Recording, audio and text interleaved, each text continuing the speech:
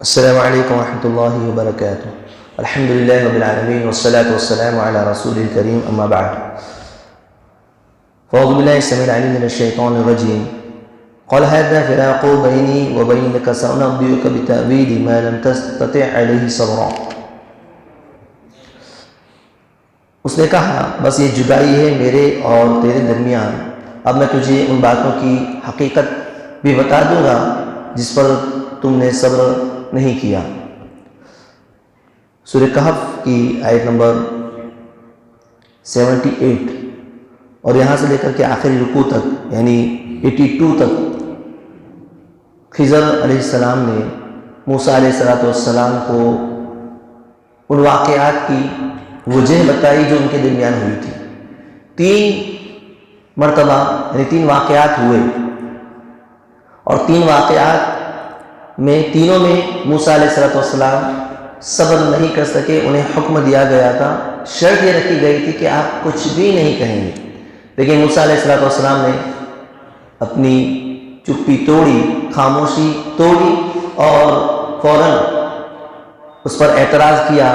جو بھی معاملات ہوئے ہم نے اور آپ نے سنا گزشتہ درس میں کہ کیا معاملات ہوئے۔ سب سے پہلے کشتی میں گئے، کشتی میں انہوں نے جس کشتی میں بیٹھے تھے اسی کا ہی تختہ انہوں نے توڑ دیا، اسے عیبدار کر دیا تاکہ وہ کشتی والے ڈوب جائے یا اسے نقصان پہنچے۔ دوسرا یہ کہ آگے گئے تو بچے کو قتل کر دیا، چھوٹے بچے کو جو کہ دوسرے بچوں کے ساتھ کھیل رہا تھا، اسے بلایا اور اس کی گردن توڑ دی، اس کو الگ کر دیا، اس کو مار دیا، قتل کر دیا۔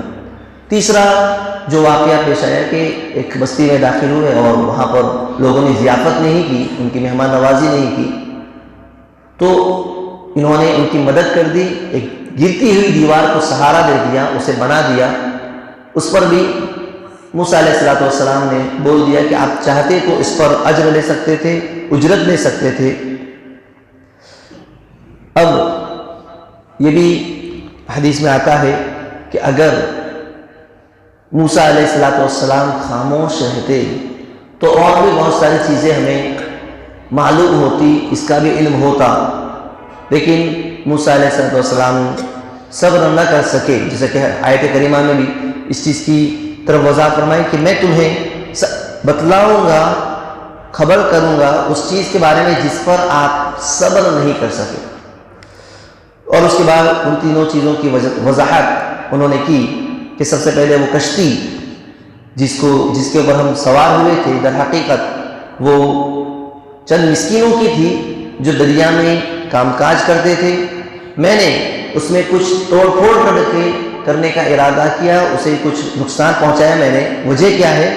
وَكَانَ وَرَاءَهُم مَلِكٌ، کیونکہ ان کے آگے ایک بادشاہ تھا جو ہر صحیح سالم خوبصورت اچھی کشتی کو جبراً ضبط کر لیا کرتا تھا، اس پر ناجائز طور پر قبضہ کر لیا کرتا تھا۔ اور یہ مساکین ہے، غربا ہے، جب بادشاہ دیکھے گا کہ اس کشتی کے اندر عیب ہے تو اسے چھوڑ دے گا، اور اس طریقے سے یہ ان کا جو روزگار ہے، یہ غریب مسکین اس کے ذریعے سے جو 2-4 روپے کما لیتے ہیں، یہ ان کے حق سے حق میں ملیں گے، اور ان کی کشتی پر بادشاہ ناجائز طور پر قبضہ نہیں کرے گا۔ رہا وہ غلام، وہ بچہ جس کو میں نے قتل کیا تھا، در حقیقت ان کے ماں باپ ایمان والے تھے، اور ہمیں خوف ہوا کہ کہیں یہ انہیں اپنی سرکشی اور کفر سے عاجز اور پریشان نہ کر دے، تو اس لیے ہم نے چاہا کہ انہیں ان کا پروردگار اس کے بدلے اس سے بہتر پاکیزگی والا اور اس سے زیادہ محبت کرنے والا پیارا بچہ عطا فرمائے، اور اسے قتل کر دیا گیا۔ اس کے بعد تیسرا جو واقعہ پیش آیا، جس بستی میں داخل ہوئے دیوار گر رہی تھی، دیوار کا قصہ یہ ہے کہ اس میں اس شہر میں 2 یتیم بچے ہیں جن کا خزانہ اس دیوار کے نیچے دفن ہے۔ ان کے والد کا انتقال ہو چکا ہے، والدین کا انتقال ہو چکا ہے، لیکن سنیے وَكَانَ أَبُوهُمَا صَالِحًا، ان کے والد بہت ہی نیک تھے، والدین ماں باپ بڑے نیک تھے۔ تیرے رب کی چاہت تھی کہ یہ دونوں یتیم بچے اپنی جوانی کی عمر میں اپنا یہ خزانہ تیرے رب کی مہربانی سے اور رحمت سے نکال لے۔